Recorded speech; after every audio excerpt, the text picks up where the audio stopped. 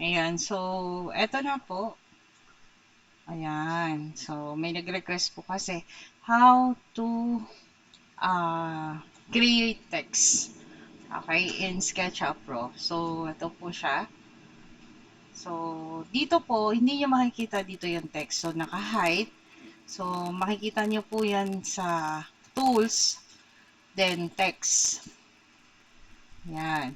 Then, pwede na po tayo dito. Ito po, tools, 3D text. Pwede pong text, yung text na flat lang. Pero sometimes, 3D text pinapagamit ko kapag yung sa background nilalagay. Okay? So, yan. For example, yan po.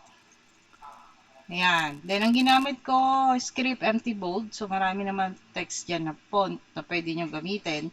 Tapos, ang height po niya ay 10. Ayan. Ang width po niya ay 3. Okay. Then, okay. So, click lang natin dyan. Ayan. Tapos, magpapalit tayo ng kulay. Ayan, paint bucket po.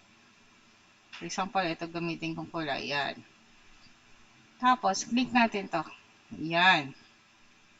So, pag ginilid nyo po yan, ayan, kitang-kita naman po. Pwede nyo magpalit ng kulay. Nasa inyo po yung kung gusto nyo gamitin kulay. Ayan. So, yun lang po.